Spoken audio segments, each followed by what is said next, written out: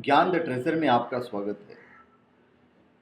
और हम आपको बताएंगे कि जो करेंसी का जो चेंज हुआ है अभी, इसमें कितने देश फेल हुए हैं और कितने देश पास हुए हैं।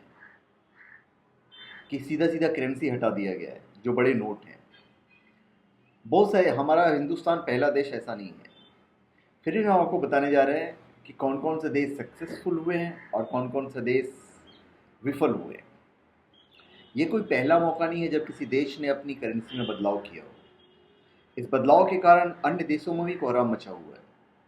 हालांकि कई विकसित देशों ने जब अपनी करेंसी मार्केट के साथ छेड़छाड़ की तो उन्हें आसानी से सुधार कार्यक्रम लागू करने में सफलता मिली है, जबकि कई ऐसे देश भी हैं जिन्हें करेंसी बदलने के निर्णय के बाद बस असफलता ही हाथ लगी है।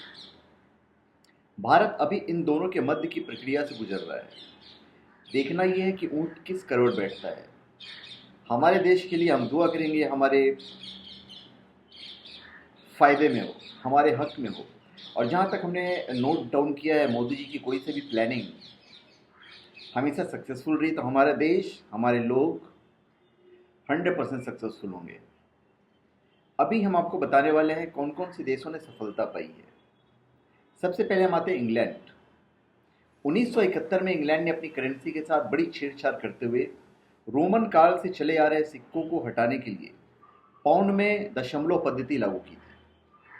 बैंकिंग और करेंसी की टर्म में इस प्रक्रिया को डेसिमलाइजेशन कहा जाता है।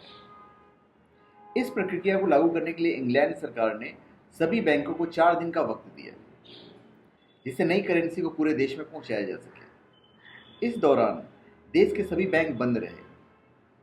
माना जाता है कि इंग्लैंड ने सफलता के साथ अपनी अर्थव्यवस्था से पुराने सिक्कों को बाहर कर दिया और किसी बड़े नुकसान का सामना नहीं करना पड़ा।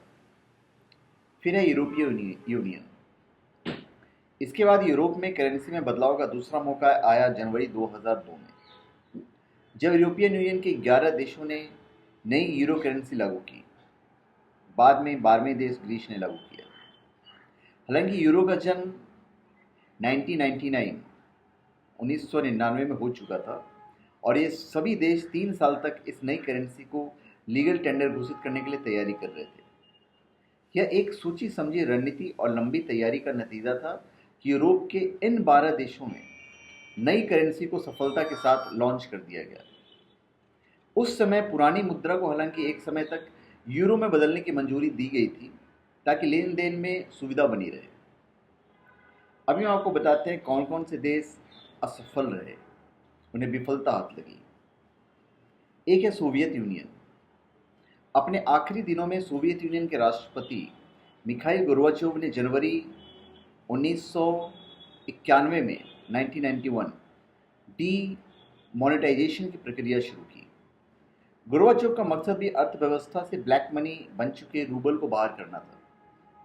लिहाजा वहां 50 और 100 रूबल की करेंसी को प्रतिबंधित कर दिया गया। यह करेंसी उसकी अर्थव्यवस्था का 1/3 हिस्सा था। इस करेंसी सुधार कार्यक्रम से सोवियत यूनियन में महंगाई पर लगाम नहीं लगाया जा सका।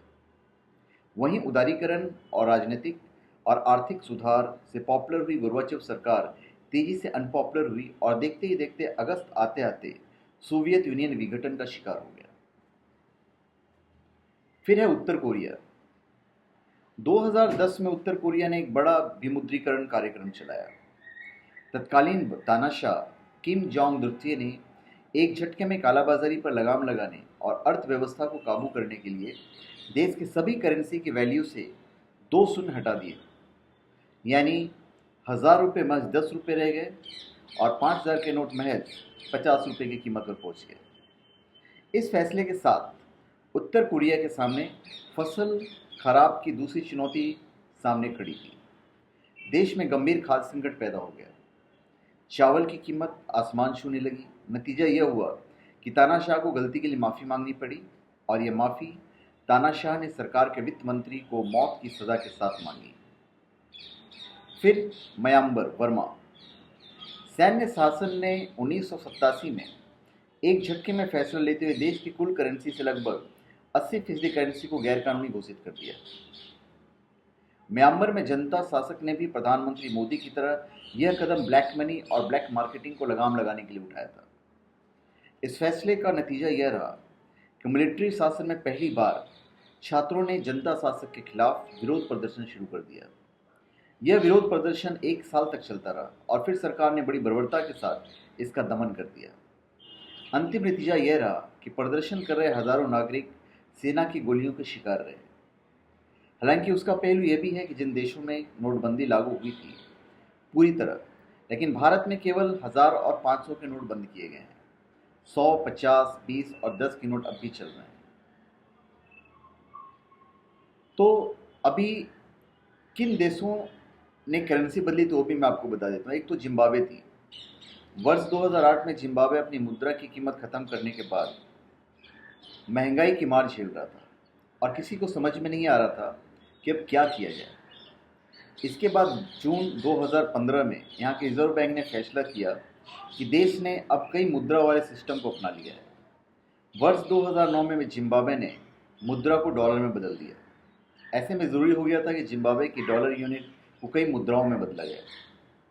जिम्बाब्वे के सेंट्रल बैंक ने कहा कि ग्राहकों को प्रोत्साहित करने और व्यापार में भरोसा बढ़ने के लिए यह काफ़ी अहम है। फिर सिंगापुर में जापानी बनाना नोटों को उस समय जारी किया गया जब जापान ने इसका अधिग्रहण किया था। जापानियों के सरेंडर के बाद वर्ष 1945 में इस मुद्रा को बाहर कर दिया गया और फिर सिंगापुर मिंट को अपनाया गया। फिर है फिजी में 13 जनवरी 1969 को मतलब 1969 विमुद्रीकरण को अपनाया गया। यहाँ के रिजर्व बैंक ने उस समय कहा कि पाउंड और शिलिंग को विमुद्रीकरण काफ़ी ज़रूरी है क्योंकि फिजी अब नई अर्थव्यवस्था को अपना रहा है और नई मुद्रा को जारी करेगा। बैंक ने कहा कि पाउंड और शिलिंग एक सीमित मात्रा में चलन में रहेगा। फिर है फिलीपींस के सेंट्रल बैंक ने 12 जून 1985 को नए डिज़ाइन वाले बैंक नोट के चलन से बाहर करने का फैसला लिया था। इसके बाद 10 वर्षों तक चलन में मौजूद मुद्रा को बंद कर दिया गया। तो धन्यवाद। आप हमारे चैनल पर सब्सक्राइब करें और अपने कमेंट दीजिए। धन्यवाद।